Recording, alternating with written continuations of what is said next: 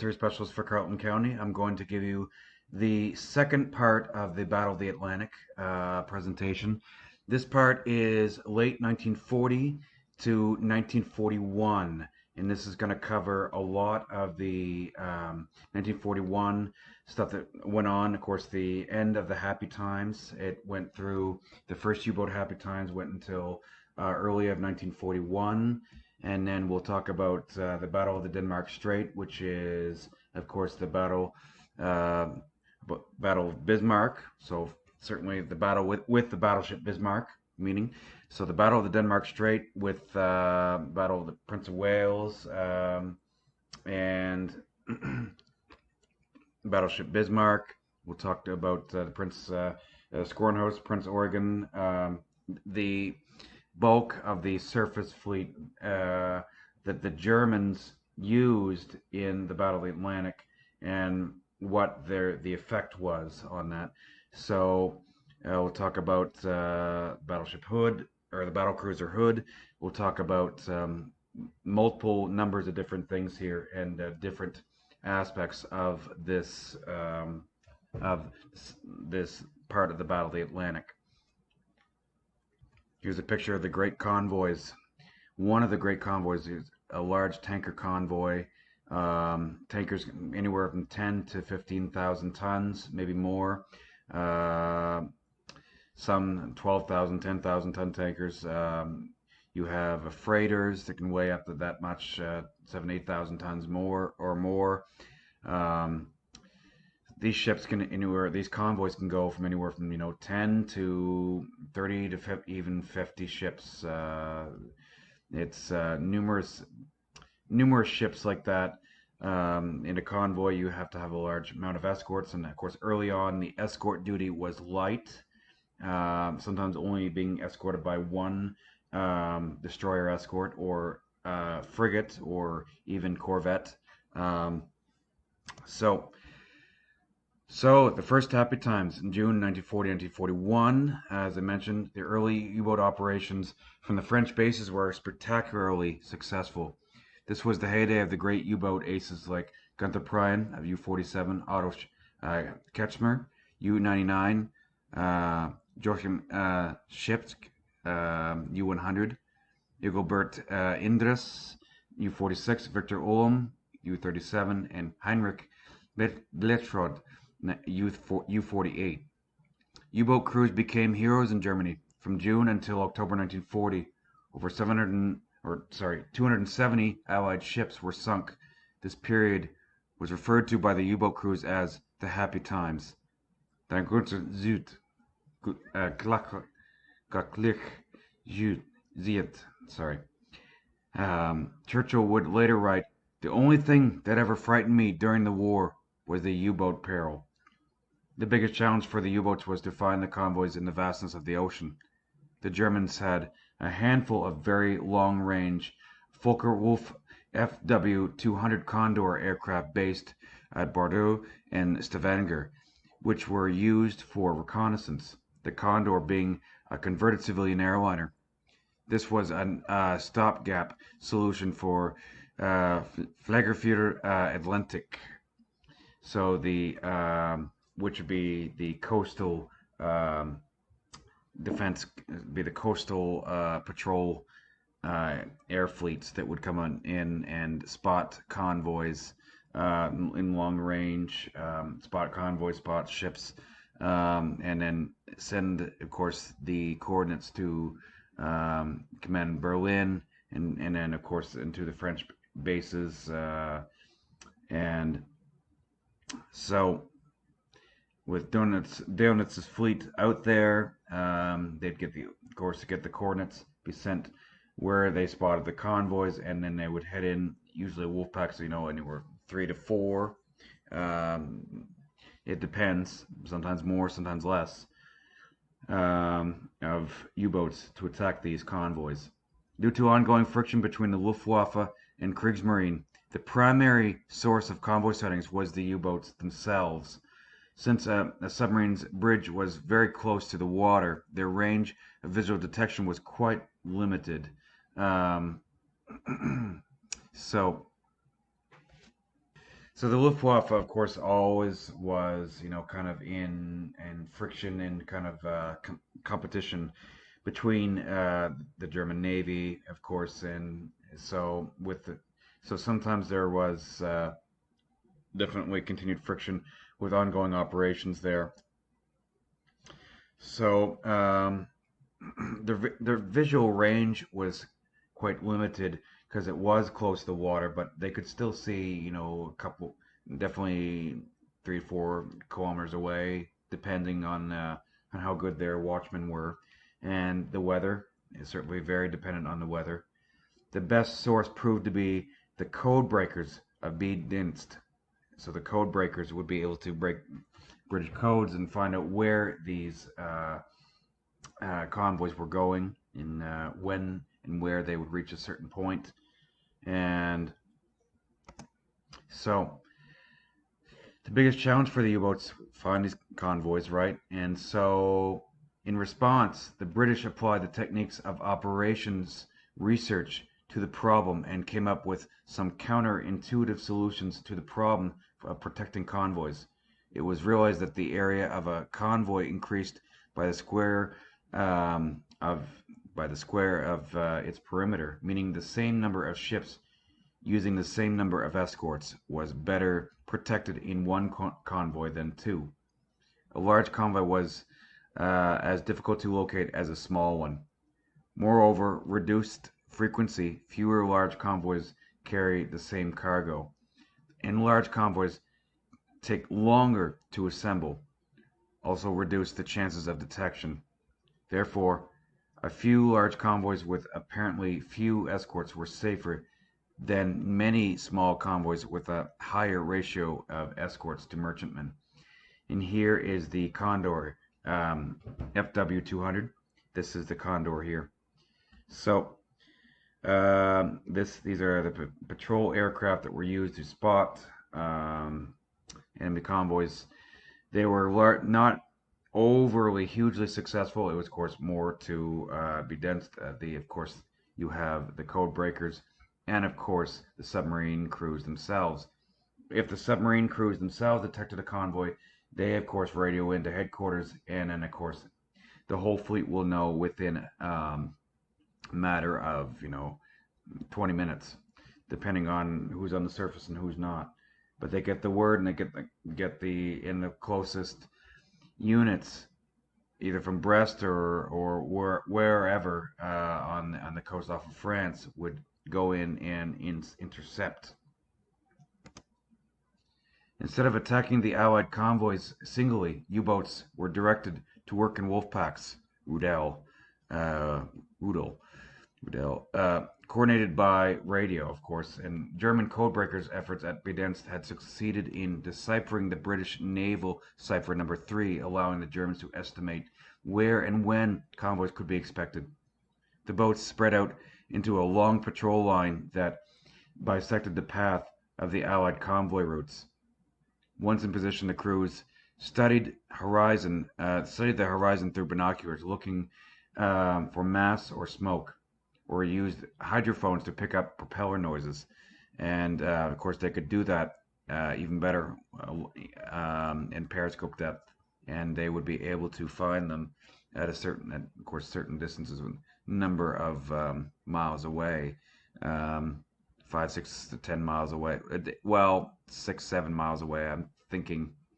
But I could be wrong. I have to double check on that.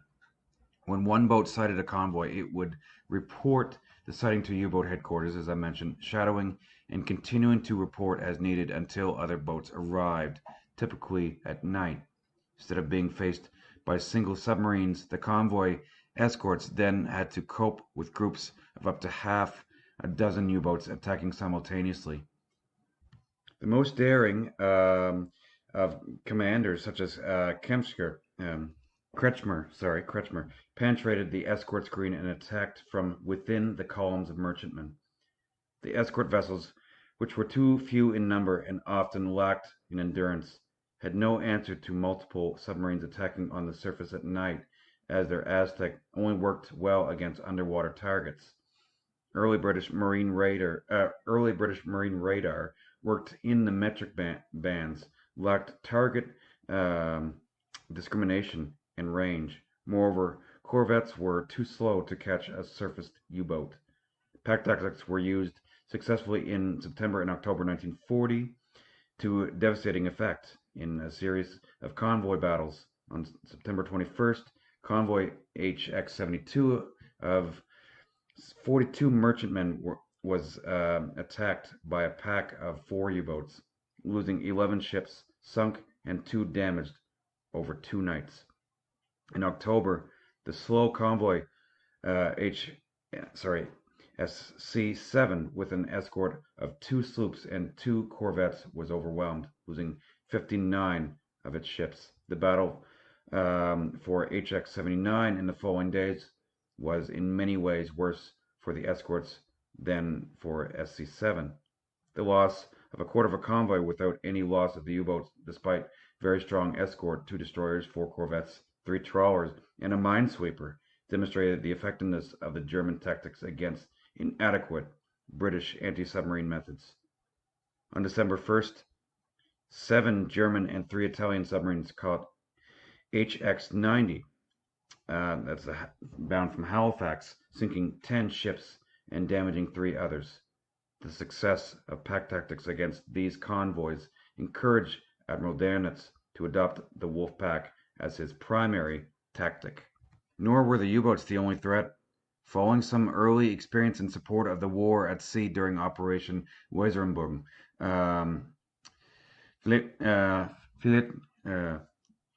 Flagger für Atlantic contributed small numbers of aircraft to the Battle of the Atlantic from 1940 and onwards. These were primarily, of course, the FW-200s, Condors, and later Junkers Ju-290s used for long-range reconnaissance. The Condors also bombed convoys beyond land-based fighter cover, and thus defenseless.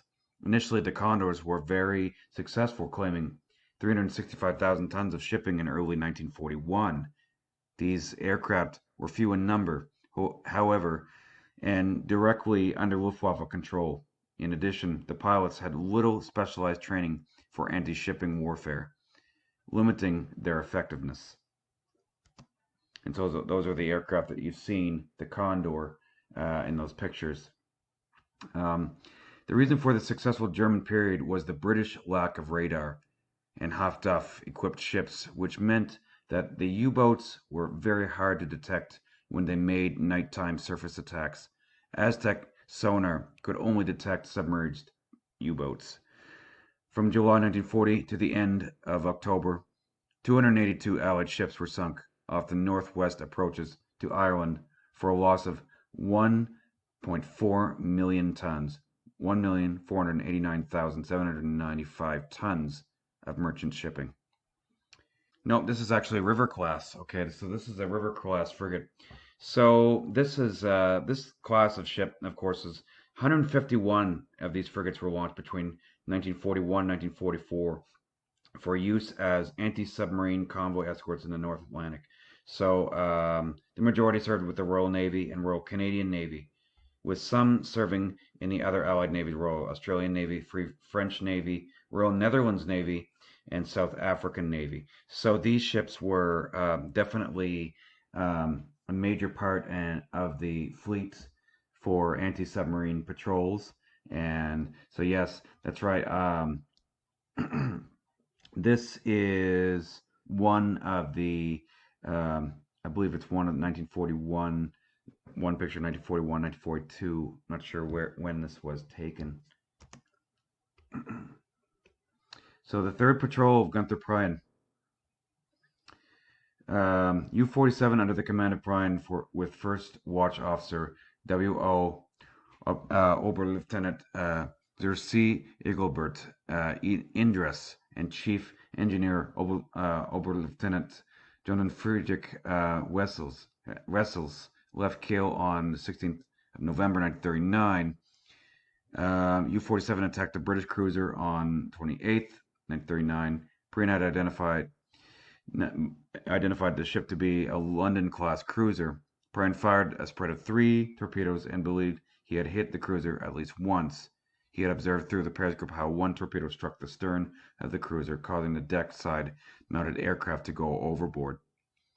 Prien surfaced and tried Gunther Prien surfaced and tried to pursue the cruiser, but was driven off by depth charges dropped from the escort. So this is some of the early patrols, and of course, it turned out the cruiser was HMS Norfolk, which was slightly damaged by the torpedo detonating close by. The attack was reported in the daily Wehrmacht Bericht on 29th November 1939, claiming the destruction of the cruiser. The war diary of Befehlshader der U-boat BDU on 17th of December 39 stated that even though a hit was observed, the cruiser was not sunk. As I've talked to about it earlier in the first part, on the start of the war, amazing success. I mean, the battle, like the attack on Scapa Flow, this is the man who did it. There's been more, and of course, since beyondward, 1942 to 41, he had survived and been one of the top leading aces. So presumed dead on March 7th, 1941. Of course, a top German commander. He was awarded the Knights of the Iron Cross, and its higher grade oak leaves was awarded in recognition of extreme battlefield bravery or successful military leadership, which, of course, it was Germany's highest military decoration at the time of its presentation to Gunther Prien. Under Prien's command, the submarine U-47 sank over 30 Allied ships, totaling about 200,000 tons gross registered tons. So, gross registered tons, 200,000 that he had sunk. His most famous exploit was the sinking of the British battleship HMS Royal Oak and Scapa Flow. Of course, among the ships sunk by U-47 was SS Arandora Star, carrying over 1,200 German and Italian civilian internees and 86 German prisoners of war to captivity in Canada. Over 800 lives were lost. Following later patrols and raids on Allied merchant shipping, Prien was awarded the Oakleys to the Knight's Cross in 1940. Not long after Prien was promoted to the rank of corvette captain lieutenant commander, the U-47 went missing on the 7th of March 1941 while attacking convoy OB-293. She has generally been thought to have been sunk by the British destroyer HMS Wolverine west of Ireland. The submarine was attacked by Wolverine and HMS Verity, which took turns covering each other's Aztec blind spots, dropping patterns of depth charges while U-47 rose almost to the surface before sinking and then exploded with an orange flash visible from the surface. So they must have damaged them. They had to blow ballast to get to the surface quickly, or else risk sinking. And of course, they were hit and exploded directly near the surface.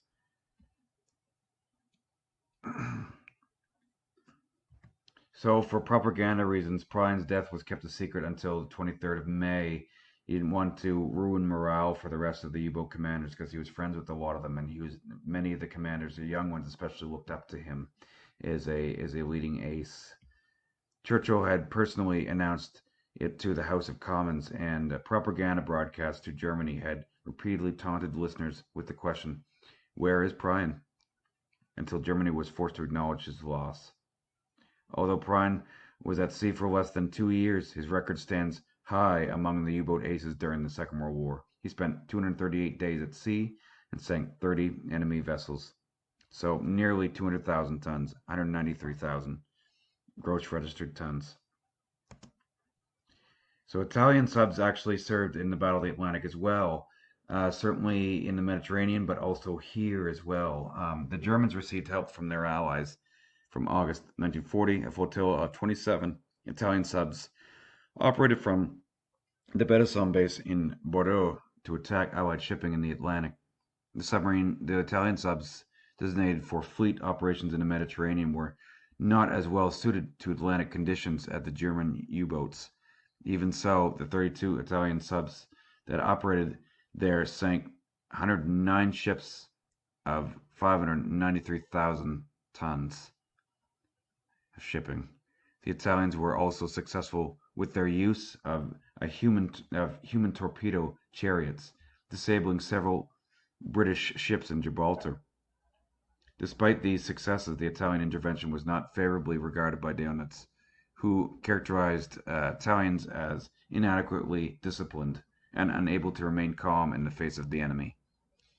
They were unable to cooperate in wolf-pack tactics or even reliably report contacts or weather conditions in their area of operation, and was moved away from those of the Germans. So they moved them away from their area of operations because they were worried that the effectiveness and the security of German U-boat operations would have been compromised.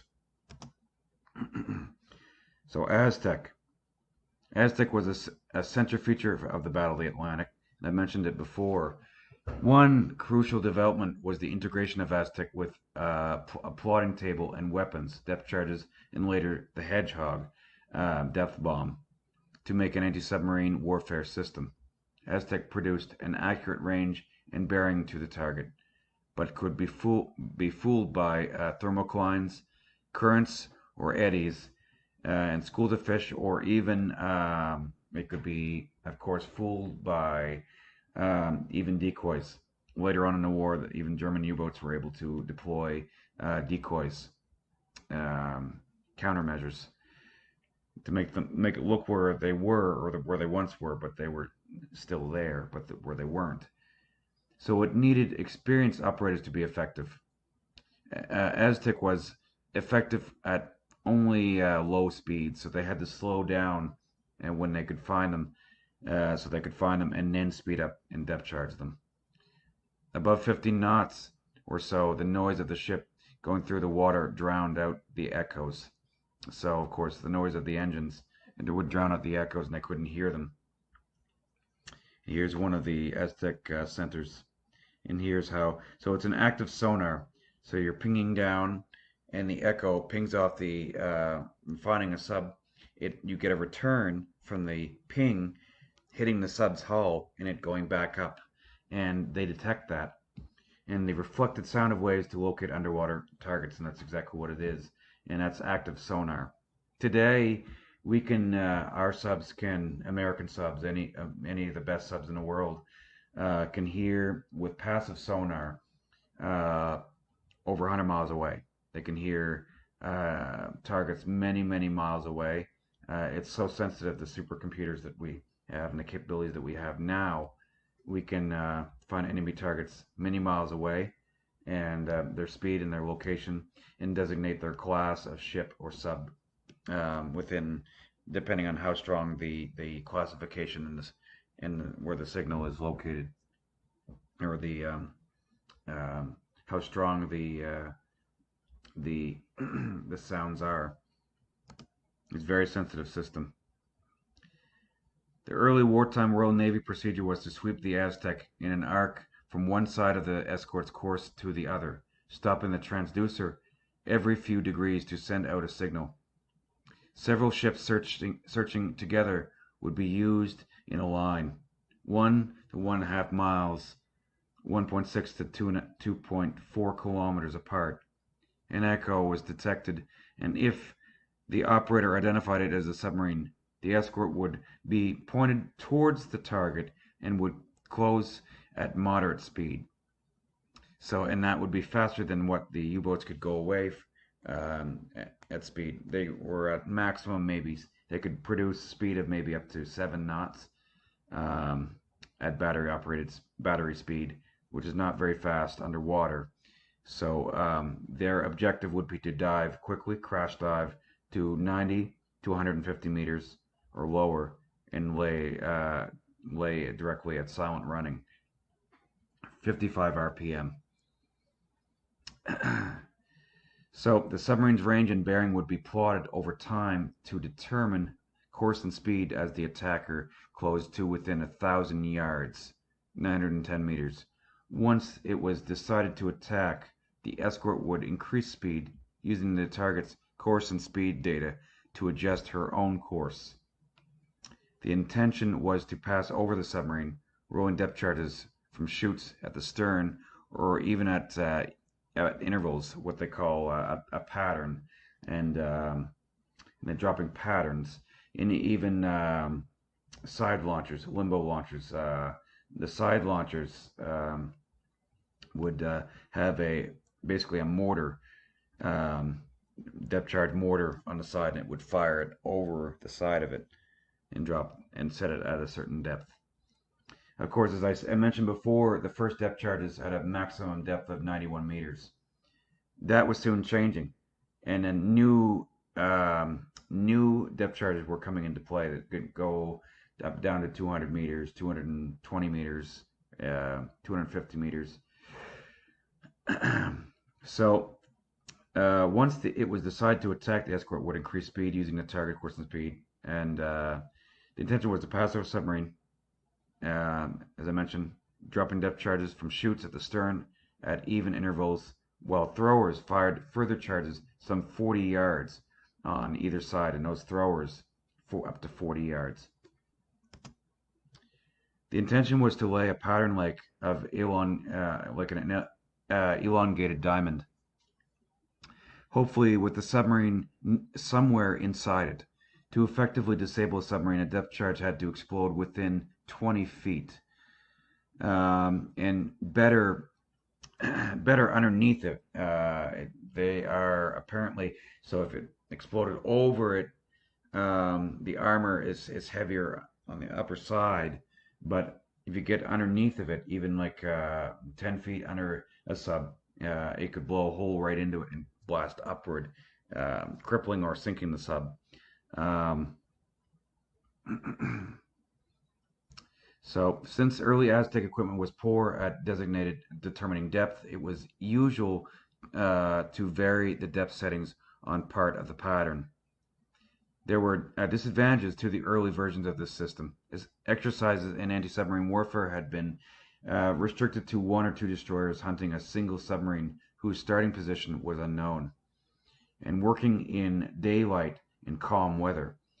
A lot of times, if you've seen the movie Greyhound, a lot of times they're going through swells that are 15 feet, 10, 15 feet, maybe 20 feet, and they're going and they're trying to sink enemy subs coming across that are trying to, sometimes definitely successfully, even in rough weather, sinking numerous ships in certain convoys. U-boats could dive far deeper than British or American submarines, and that's over 700 feet. So roughly maximum maybe 230 feet, 220 meters. So 220 meters is crush depth for a Type 7C U-boat. Below that, you're risking implosion, massive leaks. The integrity of the hull is damaged, and you risk all of your crew. So most of American and British subs could go to maximum 110 meters maximum depth, and certainly and of course they could go in the early days well below 350 feet, 110 meters maximum depth charge setting of British depth charges, and 91 meters, finding it from other sources as I've mentioned. So maximum here 110 meters, but the maximum, sometimes the maximum depth of older S class and British subs, American S class or British subs, be maybe 300 to 400 feet, maybe less, depending on how old they were. These German subs were incredibly capable and incredibly well designed. More importantly, early Aztec sets could not look directly down, so the operator lost contact on the U-boat during the final stages of the attack. So when they passed right over them, they would lose them, and so a time when the submarine would certainly be maneuvering rapidly at flank speed or um, trying to get out of the way of the patterns being dropped. The explosion of a depth charge also disturbed the water, so as the contact was very difficult to regain if the first attack had failed. So a lot of fuzzy a lot of foam in the water from the explosions would dilute the sound coming from the subs from the echoes, and so it would be difficult to you'd hear a lot of noise, static noise, until the seas would calm again moments later. So it enabled the U-boat to change position with impunity, and that's certainly Aztec. This type of warfare, of course, has been developed in World War One by, of course, British, French, and American scientists, and so it's basically a committee, a submarine detection committee, is what it was named off of. And so here you can see this is from one movie. I'm not sure which one, but so you can see here there's an actual station here, um, an Aztec sonar station, and so they're calling into to the command center. They're calling into um, to the operations room, um, and they're saying, "Sir, we got contact. He's bearing right, 210, range 3,300 yards." And then so they're turning the ship in, and they're turning the ship in toward the target, and then they're going into attack.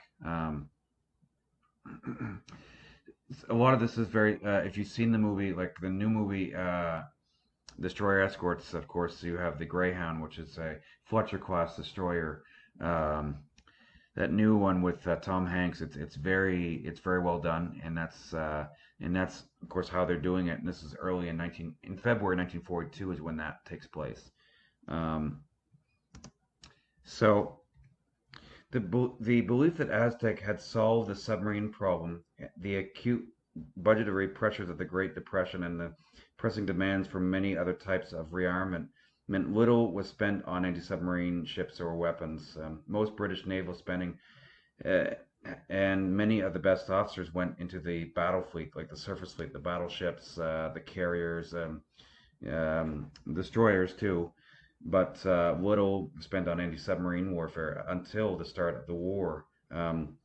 Critically, the British expected, as in the First World War, the German submarines would be coastal craft and only threatened harbor approaches. How wrong were they ever? Oh my goodness. As a result, the Royal Navy entered the Second World War in 1939 without enough long-range escorts to protect ocean-going shipping, and there were no officers with experience of long-range anti-submarine warfare. The situation in Royal Air Force Coastal Command was even more dire. Patrol aircraft lacked the range to cover the North Atlantic and could typically only machine gun the spot where they saw a submarine dive. And of course, by then they're long gone. Within 20 seconds, you can have 25 seconds, maybe sooner. You can have them submerge, and they're gonna get down within, like 30, 35 or more seconds. They're going to be down anywhere between 40, 50 meters well, I'd say within, a good 30, 40 seconds, they're going to be underwater. And then at least by then, they're going to be going down, 30, 40 meters, 50 meters. Within a minute, they're going to be down to 90 meters or deeper. As when you crash dive, you're putting the planes full dive, you're putting them full down. That's 30 degrees down, flooding the full tank, flooding the fore and aft tanks, and so accuracy is very good and very important.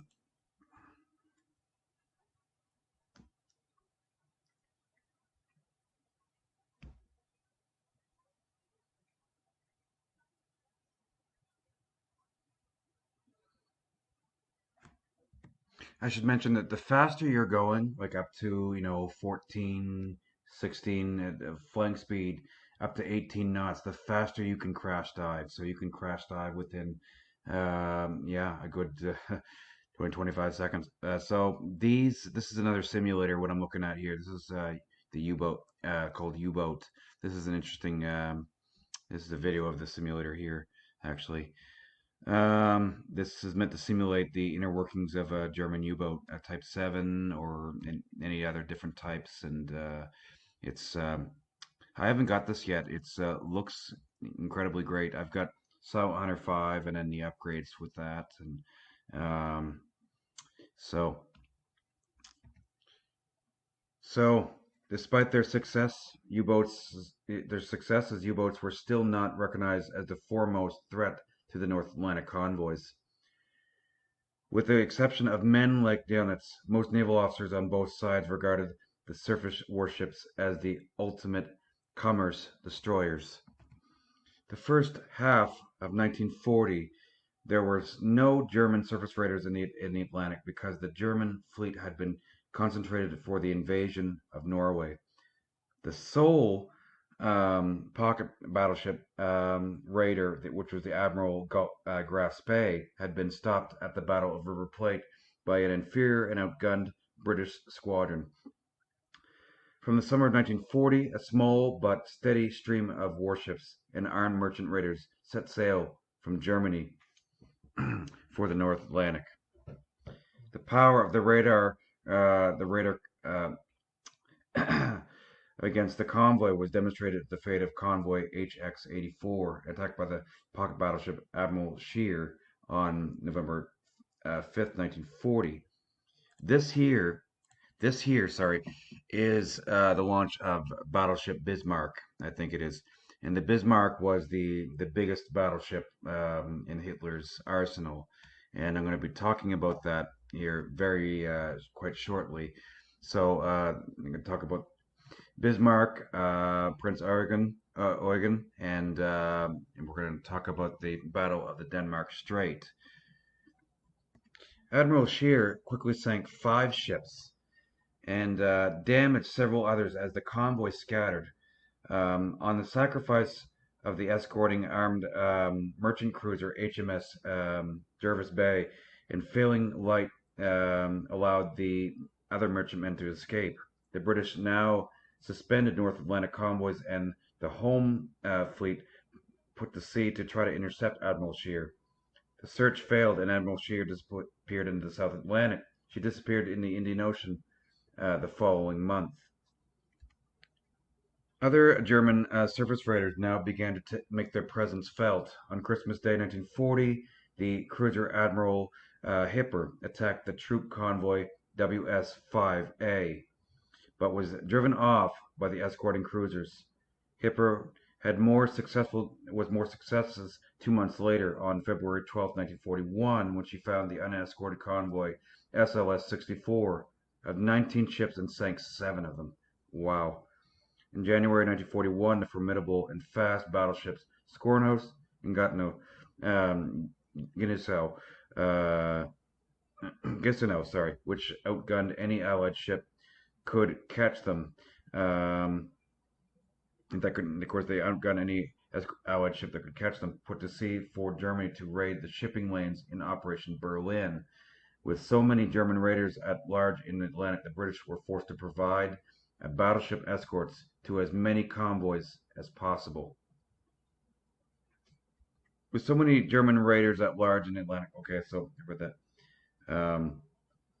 This twice saved convoys from slaughter from the German battleships. In February, the old battleship HMS Remelius deterred an attack on HX-106. A month later, SL-67 was saved by the presence of HMS Malaya. So these ships are causing a massive disturbance in the convoys. Admiral Hipper being one of them, and then Bismarck is going to create a major havoc. And then her sister ship, the Tirpitz, is coming out as well. So now is the time for the British fleet, which has a massive surface arm, to hit back. And that battle will be soon, we'll be talking about it, the Battle of the Denmark Strait. In May 1941, the Germans mounted the most ambitious raid of all, Operation Renenbung. Um, the new battleship Bismarck and the cruiser Prince Eugen put to sea to attack convoys. In the Battle of the Denmark Strait, the battlecruiser HMS Hood was blown up and sunk, but Bismarck was damaged and had to run to France. Bismarck nearly reached her destination, but was disabled by an airstrike from the carrier HMS Ark Royal, and then sunk by the home fleet 3 days later. Her sinking marked the end of the warship raids. The advent of long-range search aircraft, notably the unglamorous but versatile PBY Catalina, largely neutralized surface radars because they could spot them easily enough, and then they could send British battleships to sink them in carrier-based aviation. In February 1942, Skjernhus, Gneisenau, and Prince Eugen moved from Brest back to Germany in the Channel Dash. Well, this was an embarrassment for the British. It was the end of the German surface threat in the Atlantic. The loss of Bismarck, Atlantic convoys, and the perceived invasion threat to Norway had persuaded Hitler to withdraw. War had come too early for the German naval expansion project Plan Z. So Plan Z, battleships powerful enough to destroy any convoy escort, with escorts able to annihilate the convoy, were never achieved. Although the number of ships the raiders sank was relatively small compared with the losses to U-boats, mines, and aircraft. Their raids severely disrupted the Allied convoy system, reduced British imports, and strained the British home fleet. Operation Renenbung was the latest in a series of raids on Allied shipping carried out by surface units of the Kriegsmarine. It preceded by Operation Berlin, a highly successful sortie by Skjernhus and Gneisenau, which ended in March 1941.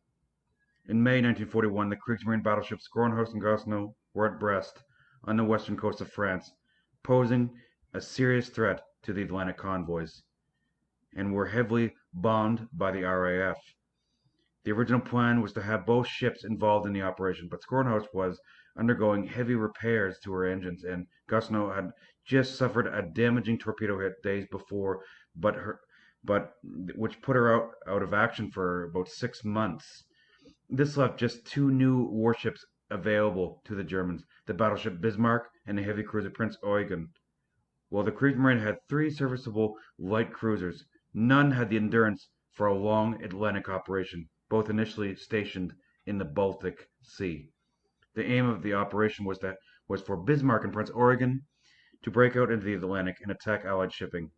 Guard Admiral Erich Raeder's orders to Admiral Gunther Lütjens were that the objective of the Bismarck is not to defeat enemies of equal strength, but to tie them down in a delaying action, while preserving her combat capacity as much as possible, so as to allow Prince Eugen to get at the merchant ships in the convoy, and the primary target in the operation is the enemy's merchant shipping.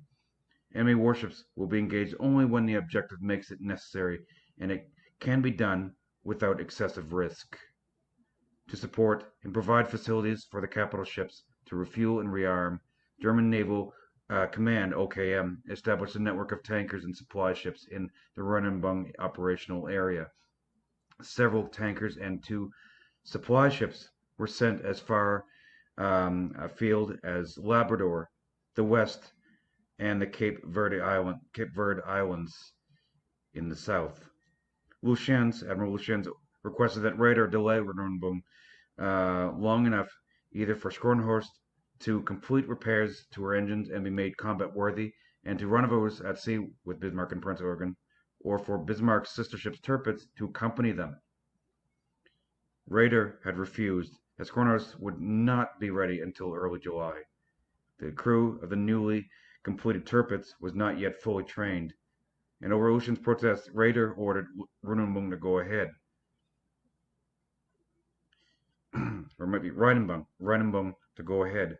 Raeder's principal reason for going ahead with Reinenbung was his knowledge of the upcoming Operation Barbarossa, where the Kriegsmarine was only going to play a small and supportive role, and his desire to score a major success with a battleship before Operation Barbarossa that might impress upon Hitler the need not to cut the budget for capital ships. To meet the threat from the German surface ships, the British had stationed at Scapa Flow the new battleships HMS King George V, sometimes referred to as KGV, and HMS Prince of Wales, as well as the elderly battlecruiser, the HMS Hood. Elsewhere at Gibraltar, at Halifax, Nova Scotia, and at sea in the Atlantic were the battleships Revenge, Rodney, and Ramillies, and battlecruisers Repulse and Renown, and the aircraft carriers HMS Ark Royal and Victorious, and cruisers and air patrols provided the fleet's eyes. At sea, or due to sail shortly, were 11 convoys, including a troop convoy. The OKM did not take into account the Royal Navy's determination to destroy the German surface fleet. To make sure Bismarck was sunk, the Royal Navy would ruthlessly strip other theaters of action. This would include denuding valuable convoys of their escorts. The British would ultimately deploy 6 battleships, 3 battlecruisers, and 2 aircraft carriers, 16 cruisers, 33 destroyers, and 8 submarines, along with patrol aircraft. It would become the largest naval force assigned to a single operation up to that point of the war. The heavy cruiser Prince Eugen sailed at 2100 on 18th of May 1941 from the Gottenhafen, now Gdynia, Poland. That base there followed at 2 a.m. On 19th of May by Bismarck. Both ships proceeded under escort, separately, and rendezvoused off of Cape Arkona on Rügen Island in the western Baltic. They then proceeded through the Danish islands into the Kattegat, entering the Kattegat on 20th of May. Bismarck and Prince Eugen sailed north toward the Skagerrak, the strait between Jutland and southern Norway, where they were sighted by the Swedish aircraft-carrying cruiser Gotland. On around 1 p.m., Gotland forwarded the sighting in a routine report. So here we go. Here's a map here. So, of course, destroyers, Bismarck and Prince Eugen coming through here. This is 2200. So this is just a map of where so this is where the Hood was sunk here off of Iceland. That's Scapa Flow. So you can see here where the Bismarck and the Prince Eugen came down along this line. And of course, this is the first battle of the Denmark Strait. And torpedoed here and contact lost. And then Bismarck is here. And so this is the whole map of the Operation Rheinebung. From the 18th to the 27th of May 1941. Red is the German course and blue is the British force. Repulse, King George V, Repulse, Victorious. The Hood and the Prince of Wales are here. And they're coming down. So this is just the map of where this operation had happened. On the 21st of May, the Admiralty was alerted by sources in the Swedish government that 2 large warships had been seen in the Kattegat. The ships entered the North Sea and took a brief refuge in a fjord near Bergen, Norway on the 21st of May, making a break for the Atlantic shipping lanes on the 22nd.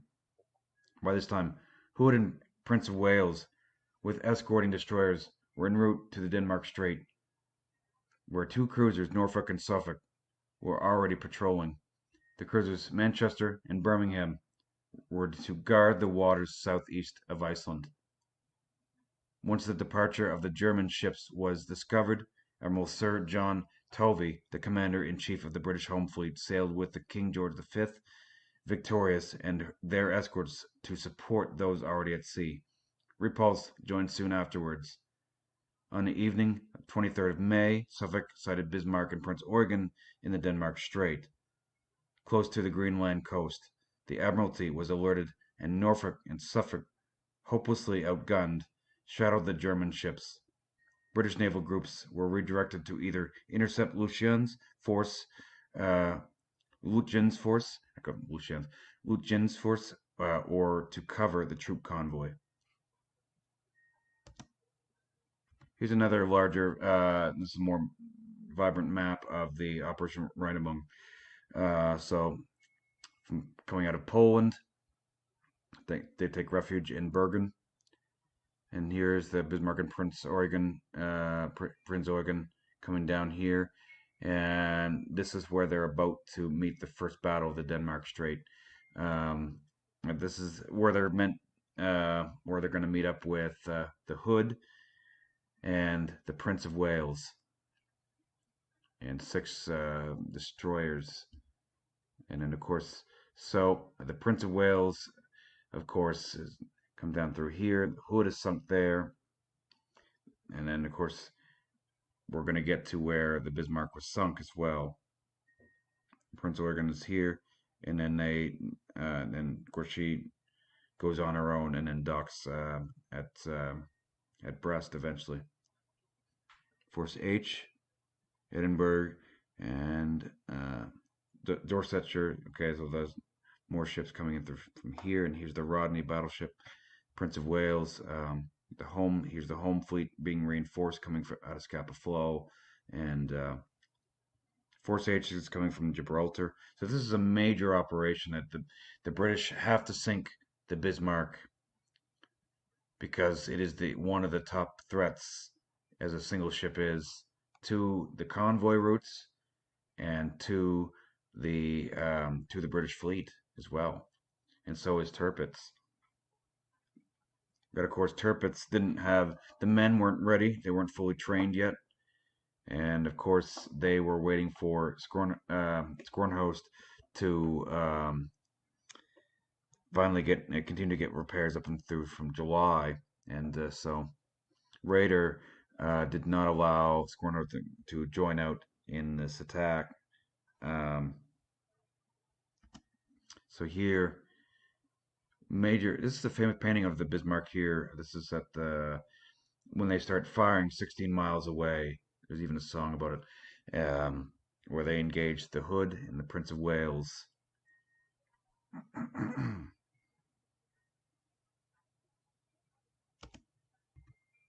Hood and the Prince of Wales made contact with the German force early on the morning of the 24th of May, and the action started at 5:52 a.m. with the combatants about 25,000 yards apart. Amazing.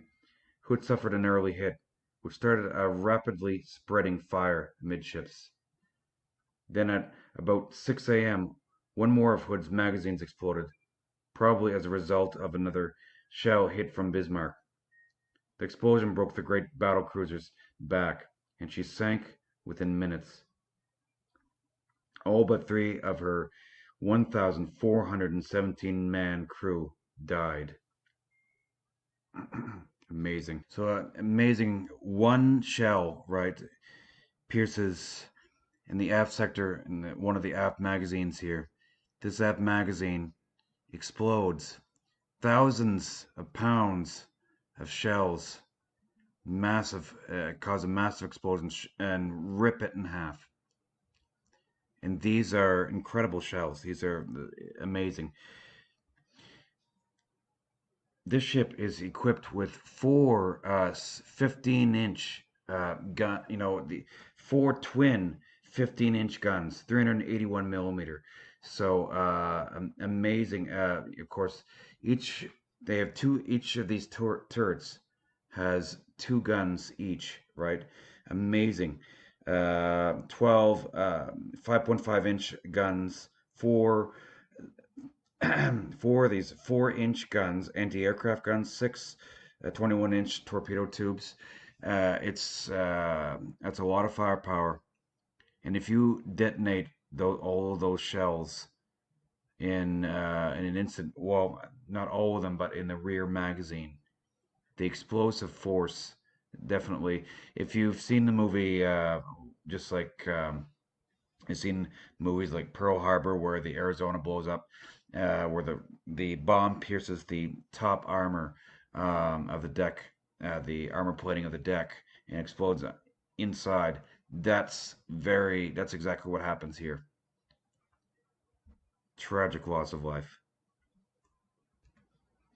Just before 6 a.m., while Hood was turning 20 to port to unmask her rear turrets, she was hit again on the boat deck by one or more shells from Bismarck's fifth salvo, fired from the range of approximately 16,650 meters away, 18,210 yards.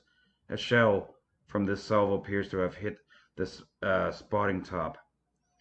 As the boat deck was showered with body parts and debris. Um, a huge jet of flame burst out of Hood from the vicinity of the mainmast, followed by a devastating magazine explosion that destroyed the aft part of the ship. This explosion broke the back of the Hood, and the last sight of the ship, which sank in only 3 minutes, was her bow nearly vertical in the water. A note on the survivor sketch in the British Royal Navy's Historical Branch Archives gives 6320 north, 3150 west as the position of the sinking. Hood sank stern first with 1,418 men aboard. Only 3 survived.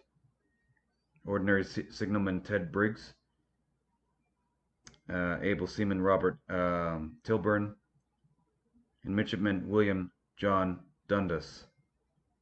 The 3 were rescued about 2 hours after the sinking by the destroyer Electra, which spotted substantial debris but no bodies. This is a video of the fighting at 5:56 between Battleship Hood, or Battlecruiser Hood, and Battleship Bismarck and the Prince of Wales.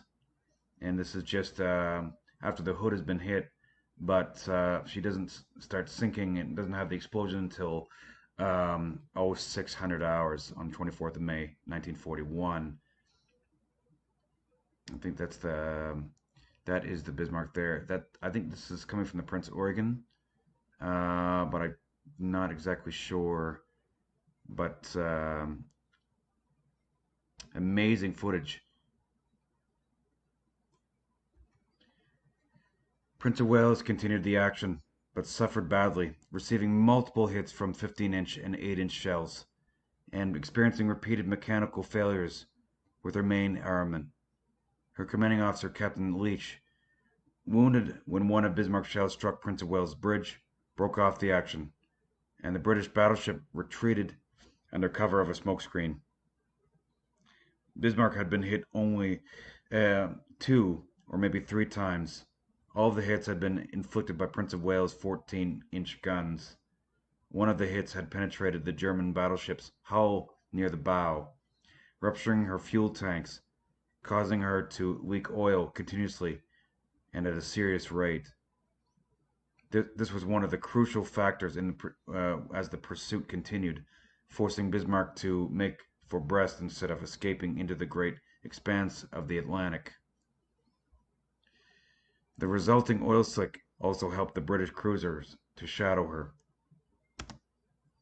So here's some of the action. Here's the famous pictures of the Bismarck firing. Remember that also the Bismarck has 15-inch guns, and 8 of them. So certainly just as capable or more capable than any other. Certainly one of the most capable battleships, and designed as such of any navy. It is the biggest threat that the British face.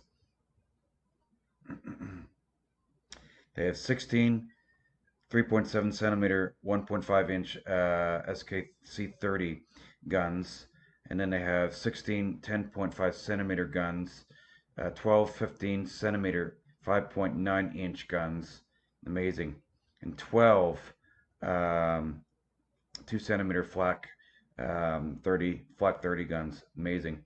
The belt of armor is 320 millimeters, 12.6 inches. Turrets, 360 millimeter, 14-inch steel, and that is armor. And of course, the main deck's 120 millimeters of thickness on the deck.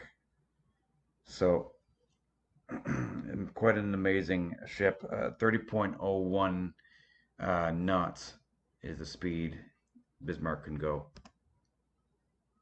And here just more of the engagement of the Denmark Strait.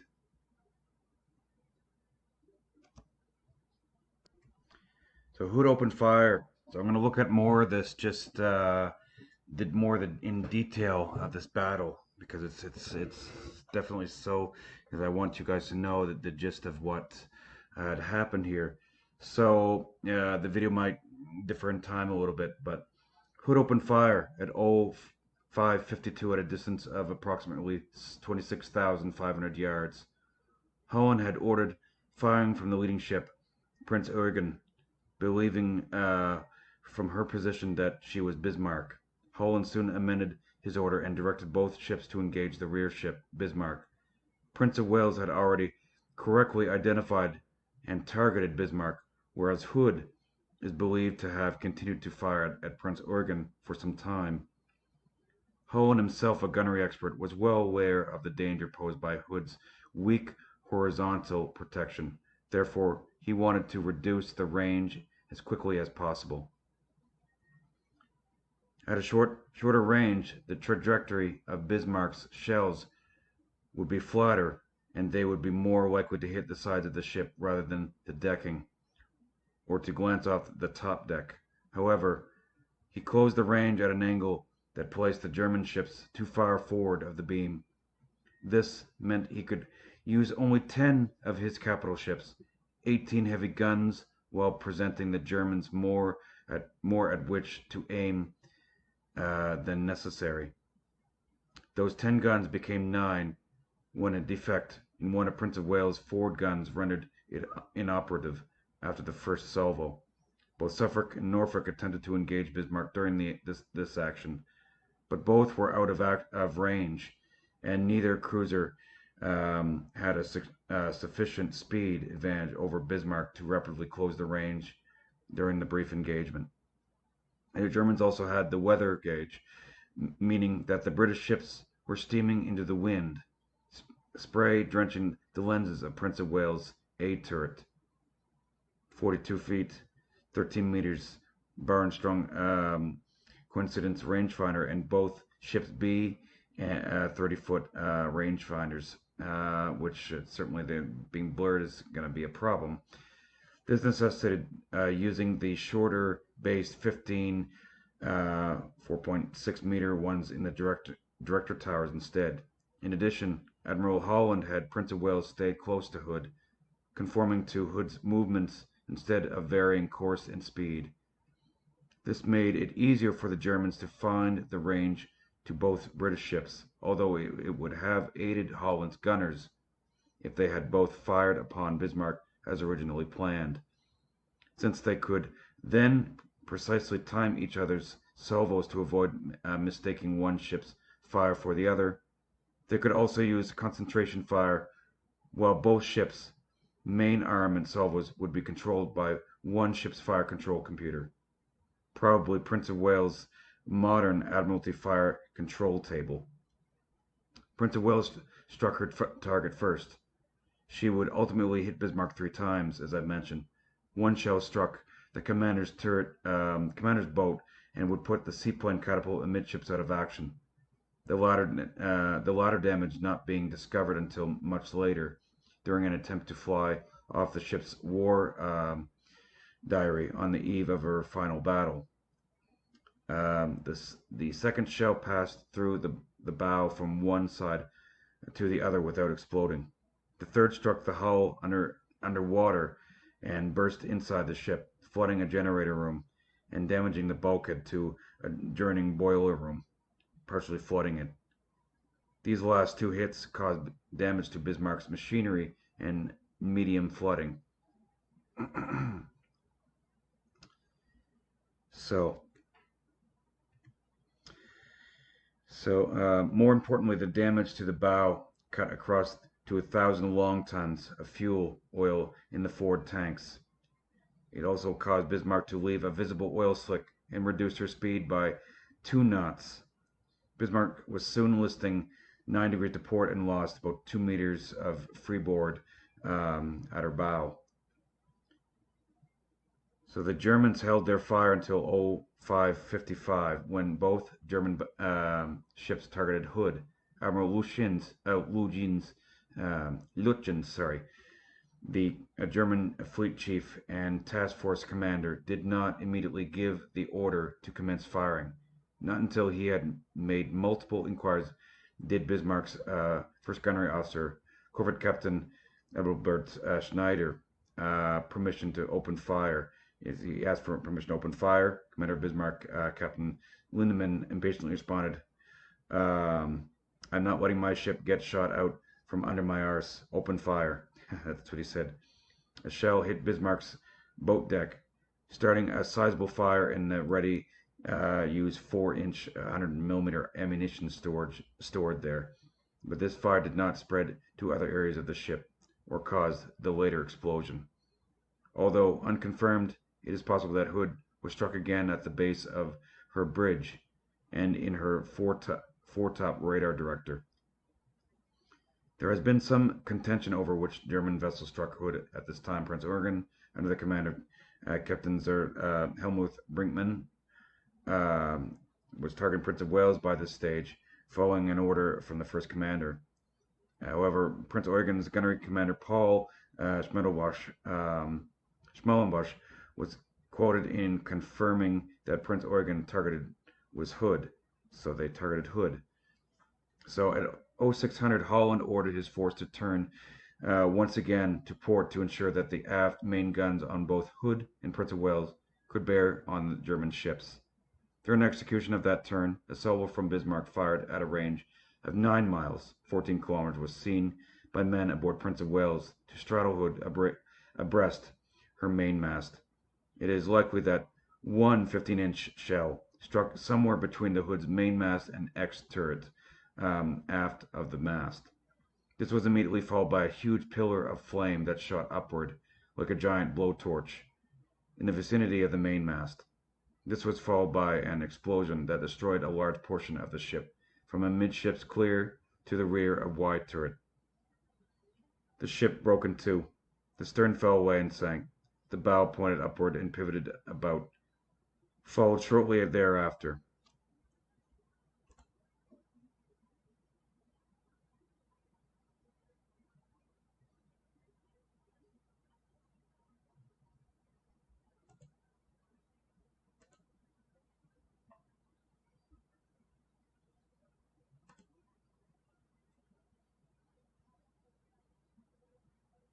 Amazing pictures. I just was scrolling through. This is a video I've gotten online of just some of the pictures here. Amazing. The forward turret did manage to fire one last salvo while upward, possibly from the doomed gun crew, just before the bow section sank. So this here is, of course, it's a famous painting at 0600 hours, or 0603 would be of, here's the Hood sinking, and here's the Prince of Wales that has been hit, and so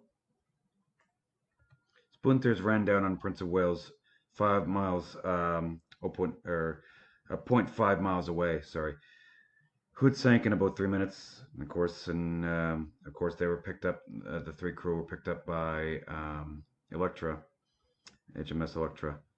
The British Admiralty later concluded that most likely explanation for the loss of Hood was a penetration in her magazines by a single 15-inch shell from Bismarck, causing the subsequent catastrophic explosion.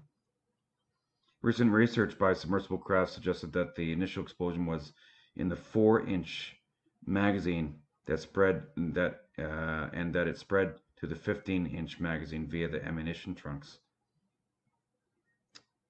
Interesting.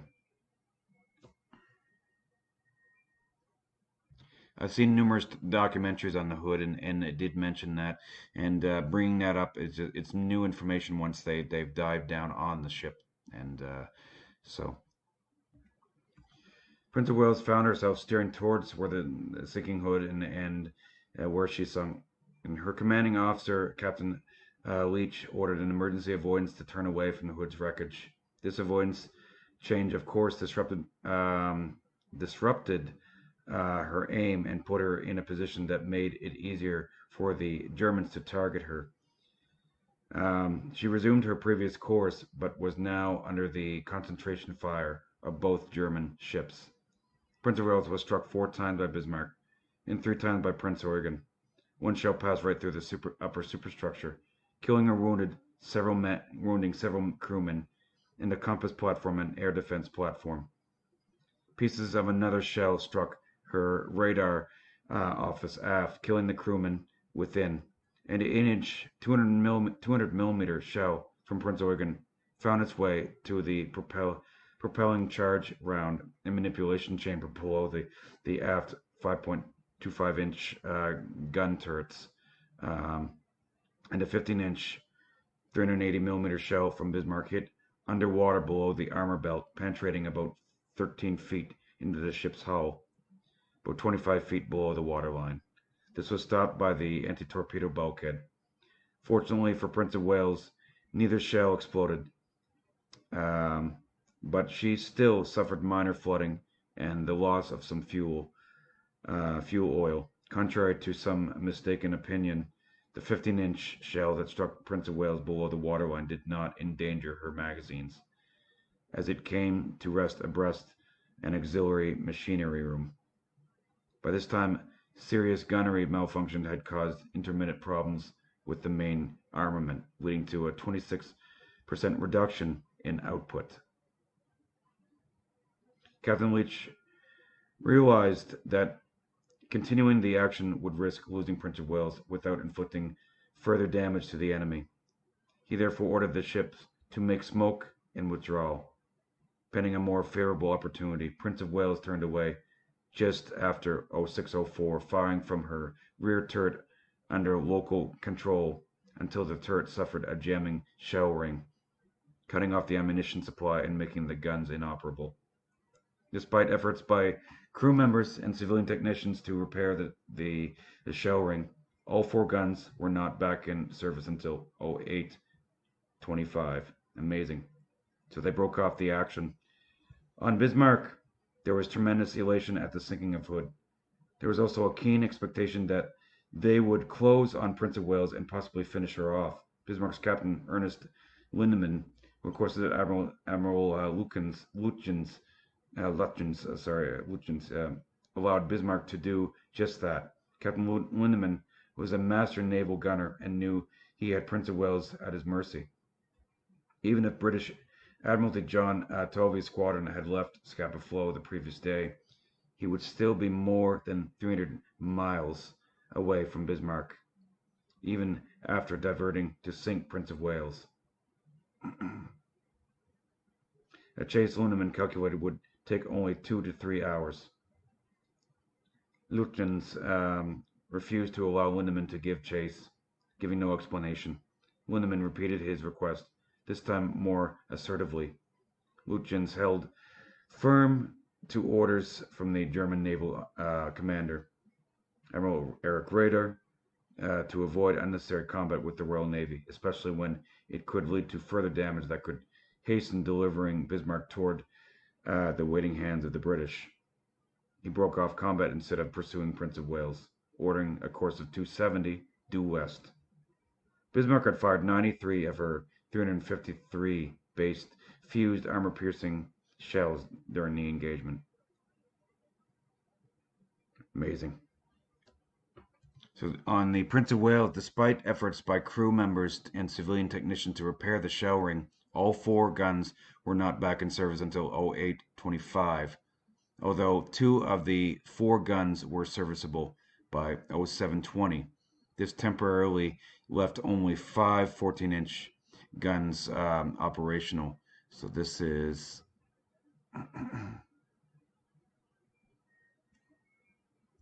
the final salvos fired were raged and are believed to have fallen short, of course, and this is when it was broken. The battle was broken off. The timing of Prince of Wales' withdrawal was fortunate for her, as she had come into torpedo range of Prince Eugen and turned away as the German cruiser was about to fire. That's good news. This is one picture of the top superstructure um, where one of the shells had gone through. Here's the engagement from HMS Hood and Prince of Wales. So there's Bismarck, and then there's the Prince of Wales and the Hood here. So the pursuit, Norfolk and Suffolk and the damaged Prince of Wales continued to shadow the Germans, reporting their position to draw British forces to the scene. In response, it was decided that Prince Eugen would detach to continue raiding, while Bismarck drew off the pursuit.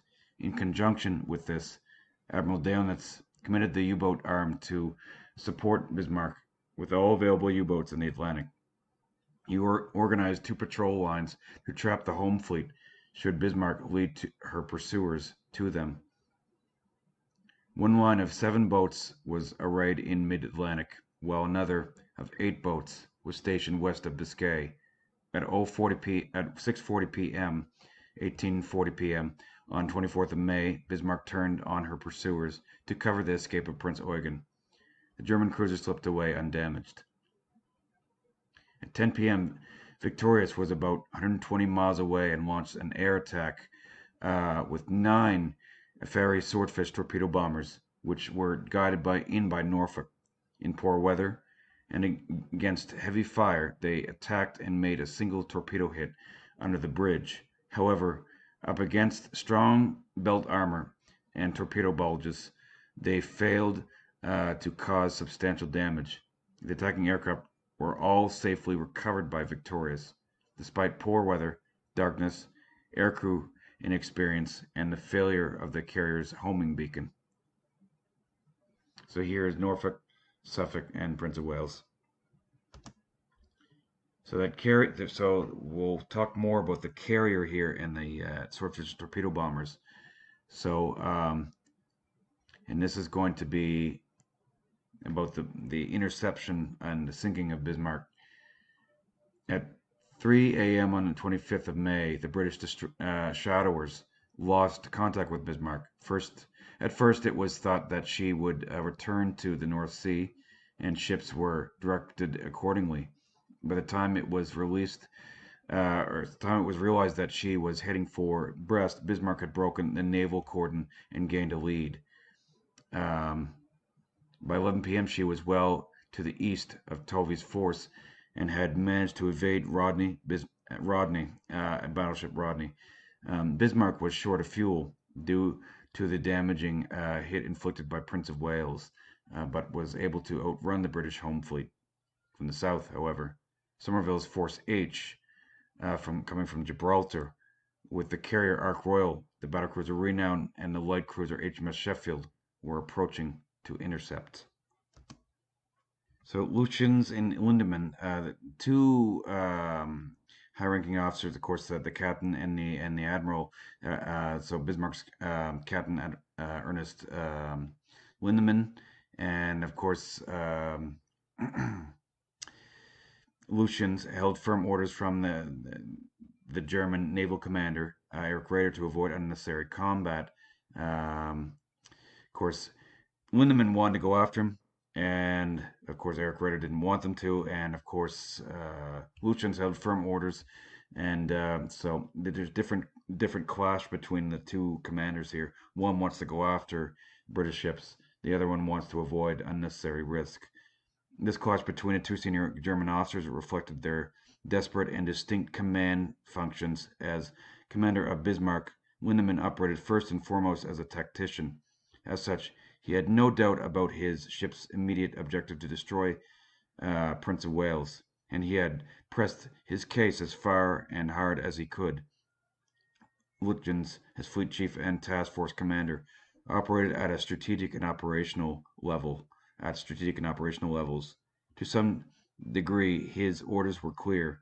Attacking convoys was his priority, not risking a major engagement for limited and perhaps uncertain goals. Nevertheless, Ritter had ordered Lutyens to be bold and imaginative, to accept battle if unavoidable, and conduct it vigorously to the finish. With Vice Admiral Holland's death command of Prince of Wales as well as Norfolk and Suffolk fell to British Rear Admiral Frederick Wake Walker. With this command came the responsibility of coping with Bismarck until enough British warships could concentrate and destroy her. His choice was either to renew the action with the Bismarck or ensure that she be intercepted and brought to action by Admiral Tovey. Wick Walker chose the later course, continuing to shadow the German ships. Further action, he concluded, would cause more damage to Prince of Wales than to Bismarck and endanger his cruisers. Plus, he knew Tovey was on his way. He ordered Prince of Wales to follow Norfolk at her best speed so that Norfolk could fall back on her if attacked. At 07:57, Suffolk reported that the Bismarck had reduced speed and appeared damaged. Since Bismarck's received the first hit in the forecastle, all six of the ship's 26-man damage control teams had worked ceaselessly to repair the damage. When it was reported that the tips of the starboard propeller could be seen above water, Lindemann ordered counterflooding 2 compartments aft to restore the ship's trim. He then sent divers into the forecastle to connect the forward fuel tanks, containing a much-needed 1,000 long tons of fuel, first of the tanks near the forward boiler, then to the rear fuel tank by way of a provisional line running over the upper deck. Both these maneuvers failed. Lindemann then requested permission to slow Bismarck and heel the ship first to one side, then the other to weld patches from the inside to the holes in the forward hull. Lutyens refused, again without comment. Eventually, the admiral had to agree to slow the ship to 22 knots to allow hammocks and collision matting to be stuffed in the holes of the number 2 boiler room and the auxiliary boiler room to stop the growing ingress of seawater. This attempt also failed. Boiler room number 2 was shut down, with a loss of speed to 28 knots. So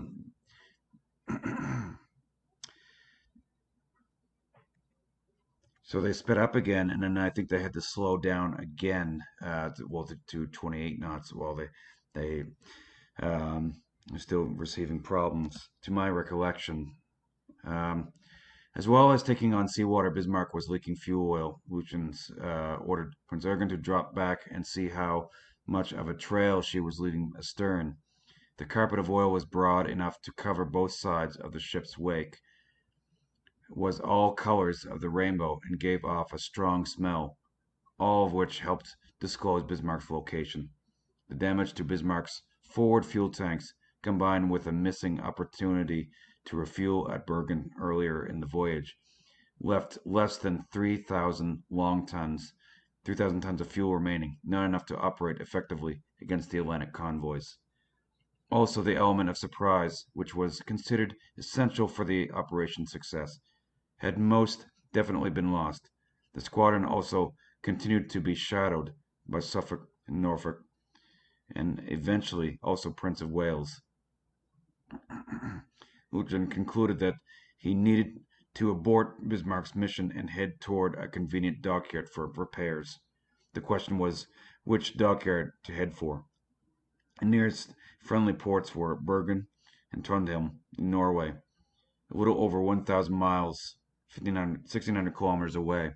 Steaming in that direction meant a return passage north or south of Iceland, with the enemy's air forces now fully alerted at their presence and the possibility of other heavy units between them and Scapoflow. Lucians also knew his intelligence was unreliable, who had been reported by Group North to be off West Africa, and of course that was certainly unreliable.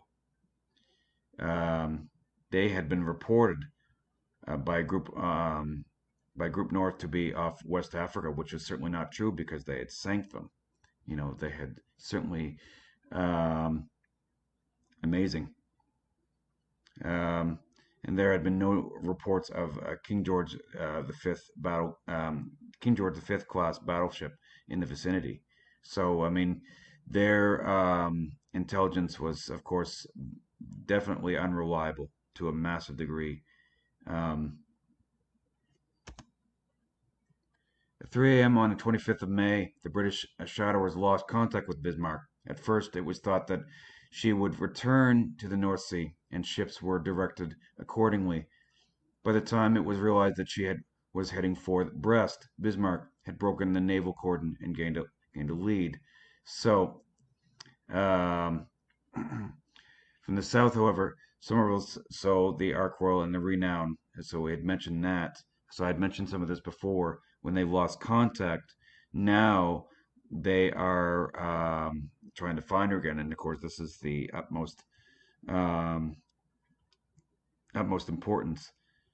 The British ships were also beginning to run low on fuel, and the escape of Bismarck seemed more and more certain. However, at 10:30 a.m. on the 26th of May, a Catalina flying boat based at Long Earn, North Ireland, um, Lough Erne, North Ireland, found Bismarck. She was 700 miles west, 700 miles from Brest, and not within range of Luftwaffe air cover. So here is just a more overview of the battle of the Denmark Strait. HMS Hood, which was sunk, Prince of Wales, here's Bismarck, and Prince Eugen.